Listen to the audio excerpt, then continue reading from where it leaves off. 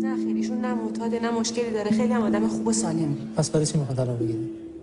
برای اینکه ایشون نمیخواد با من بیاد. من پدرمو نمیتونم ول کنم. پدر ایشون آلزایمر، اون میفهمه که تو پسرشی؟ من که میفهمم اون پدرمه. من الان تکلیفم چی میشه آقا؟ هیچی. بفهم سر زندگیتون. خداحافظ. بفهم سر زندگیتون. برای نگهداری پدرم مهم مزاحمتون بشیم که چی کار داره میکنه؟ چیه؟ بابا داشت میمرد من رسیدم. سلام. میگه بیا برو بیا برو.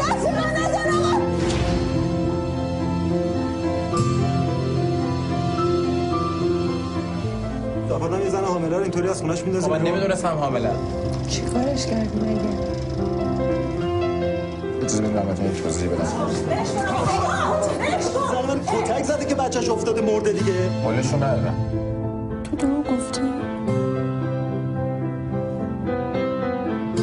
شوهرت بگو یه کاری نکنم. دیوونه‌شم خودم بدبخت کنم.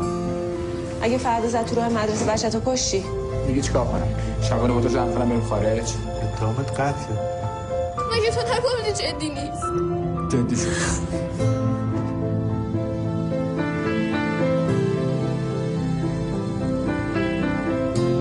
دو روز حسابی آسمان میکنم چی شده؟ زن من کتک زده که بچه‌ش افتاده مرده.